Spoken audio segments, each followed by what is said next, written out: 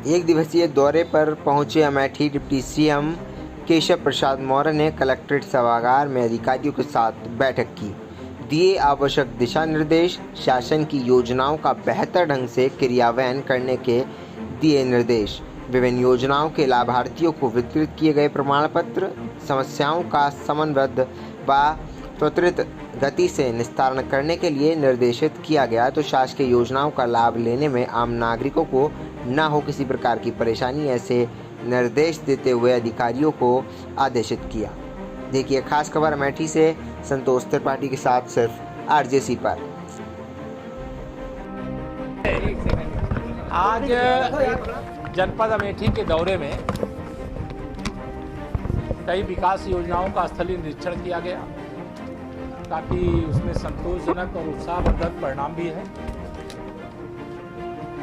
समीक्षा बैठक के माध्यम से भी अलग अलग विभागों के बारे में जानकारी ली गई और आवश्यक निर्देश दिए गए हैं। हमारी सरकार का एक ही संकल्प है कि अमेठी जनपद का, इसे हमारा पूरा उत्तर प्रदेश और पूरा देश विकास के पथ पर डबल इंजन सरकार माननीय मोदी जी और आदरणीय योगी जी की अगुवाई में आगे बढ़ रहा है। लेकिन इसके बाद भी अमेठी को लेकर के हमारी सरकार लगातार गंभीर है। यहाँ जो भी चाहे विकास की बड़ी से बड़ी परियोजना हो और चाहे गांव में रहने वाले गरीब से गरीब व्यक्ति के जीवन में परिवर्तन लाने की दृष्टि से गरीब कल्याण की योजना हो, चाहे किसानों से जुड़ी समस्या हो, चाहे नौजवानों से जुड़ी समस्या हो, या संपूर्ण समस्याओं के समाधान को लेकर के आज की बैठक में आवश्यक निर्देश दिए गए हैं। और मुझे यह बताते हुए प्रसन्नता है कि चाहे प्रधानमंत्री आवास को लेकर के हो, चाहे मुख्यमंत्री आवास को लेकर के, चाहे हर गरीब के घर तक बिजली पहुंचाने को लेकर के हो, और चाहे हर घर नल से जल पहुंचाने को लेकर के हो, जिस अमेठी जनपद पे या अमेठी लोकसभा क्षेत्र पर, रायबरेली लोकसभा क्षेत्र पर कभी एक परिवार जिसे अपनी जागीर समझता था, लेकिन इस जनपद के विकास को लेकर के कभी गंभीरता नहीं दिखाई। कांग्रेस के शासन के समय केवल भ्रष्टाचार होता रहा, लेकिन जब से भारतीय जनता पार्टी की डबल इंजन सरकार आई है, तब से लगातार जनपद अमेठी में व्यापक विकास हो रहा है। सड़क हो, बिजली हो, पानी हो, कानून व्यवस्था हो, कानून व्यवस्था चुस्त और दुरुस्त है। और आने वाले समय में भी मैं यही कह करके जा सकता हूं कि यहाँ हमारे प्रदेश सरकार में मंत्री के नाते श्री वेंकटेश्वर शरण जी हैं, विधान परिषद में हमारे सदस्य साथी श्री गोविंद नारायण शुक्ला जी हैं।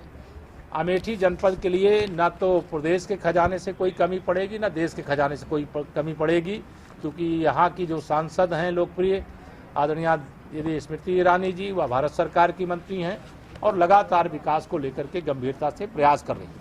और हम लोग भी चाहते हैं कि अमेठी जनपद या जाने कि विकास के नाम पर धोखा देने वाले कौन लोग थे और विकास करने वाले कौन लोग हैं। और यह हम लोगों ने 2017 से 2022 के बीच में करके दिखाने का काम किया है। ज्ञान वापी केस की सुनवाई में औरंगजेब की एंट्री हो गई है। मुस्लिम पक्ष के जो पेशकार हैं उन्होंने कहा है कि औरंगजेब की संपत्ति है। देखिए, मुझे चूंकि मामला न्यायालय के समक्ष विचाराधीन है और जो न्यायालय मामले की सुनवाई कर रहा है उसमें मुझे जब तक मैं कोई चीज़ पूरी जानूँ ना, तब तक मुझे कोई टिप्पणी नहीं करनी चाहिए। लेकिन यह सच है कि आक्रांता औरंगजेब ने बाबा विश्वनाथ जी के मंदिर को तोड़ा था और तोड़ने के बाद वहाँ का जो स्वरूप है वह स्वरूप देखने को मिल रहा है कि कैसे मतलब लोगों की भावनाओं को आहत करने के लिए ऐसे स्थानों को मुगल शासनकाल के दौरान क्षति पहुँचाई गई है। लेकिन जो मामला माननीय न्यायालय के समक्ष विचाराधीन है, हम सबको माननीय न्यायालय के आदेश का, जैसे श्री राम जन्मभूमि मामले में हम लोगों ने प्रतीक्षा की थी, हम बाबा विश्वनाथ जी के मामले में भी और श्री कृष्ण जन्मभूमि मामले में भी प्रतीक्षा करें। पूरे प्रदेश की कमान आपके हाथ में दी जा रही है, आप प्रदेश अध्यक्ष बनने जा रहे हैं। आप मेरे राष्ट्रीय अध्यक्ष नहीं हो ना? नहीं, ऐसी सुगबुगाहट है कि जिसको लेकर के पूरा नहीं, ऐसा कुछ नहीं होता है। आप भारतीय जनता पार्टी में पहले सदस्यता ले लो, कुछ दिन काम करो, तब जानो। आपने भी यहाँ